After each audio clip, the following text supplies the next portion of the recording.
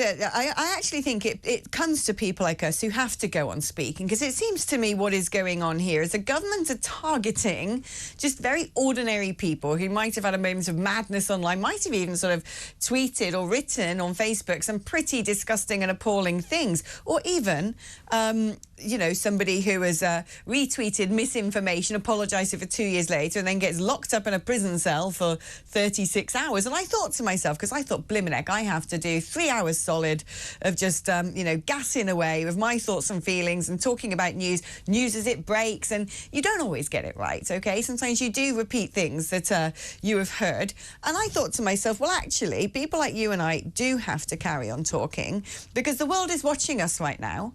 And a lot of people, it's interesting, the silence of the left wing. Nobody's come out from any other country said, isn't Sir Keir Starmer doing a great job at controlling the situation in the United Kingdom? There have been no voices from the left wing of politics anywhere in the world saying this is exactly how we should handle the situation, which I find very revealing.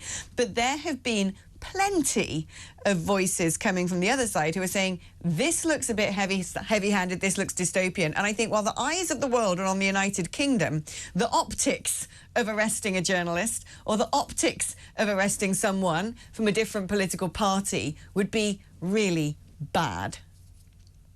Yeah. So I say, come on, bring it on. Let's see what they have to do. You know, this is McCarthyism. This is modern McCarthyism, isn't it? We haven't seen this in a democracy since the communists, you know, the fears of a read under your bed, you know, 60 years ago, way before your time, I think at the beginning of my time, Alex. And, you know, so I'm not worried about Starmer. He can say whatever he wants to say. I think the nation should be worried. I think the average individual should be worried, because he is changing laws in a way, implementing laws in a way that they should not be implemented. But those of us, as you rightly say, that have a public platform, this is now when we speak up. This is now when we have to hold forth. Ben, I'm going to, while you're speaking up, I'm going to tell you that still no one can apparently hear you. I'm still getting messages coming in saying, can't hear Ben on radio. Or you should, well, I've been told that could be Keir Starmer. Been told it's just it could be Keir Starmer. I reckon it is. I think they're shutting us down, Ben. I think that they're shutting us down. Yeah, they are shutting us down. The stormtroopers have somehow entered the network, and we're in trouble now. Oh, hooray, says Alison. Hooray, Ben, I think the world can hear you at last. So basically, do you want to just go back to the beginning and say everything that we've been talking about? Because we've had a lovely little chat between ourselves, haven't we? But no, I mean, look, to recap, we were talking about the fact that what the government seems to be doing is making an example of ordinary people. No one's saying that people saying, you know, extreme things online should get away with it, or they should be doing it or condoning it. Some would argue that actually some of the sentences that have been handed down have been heavy-handed. But I was saying the world is watching right now, and the left wing seem to be saying, not going to say anything, not going to endorse Starmer's approach.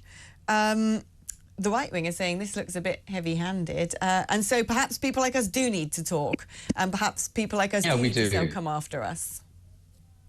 Absolutely, we need to speak without fear or favour. The way Starmer says he's going to get the criminal justice system to act without fear or favour, which is completely wrong, by the way.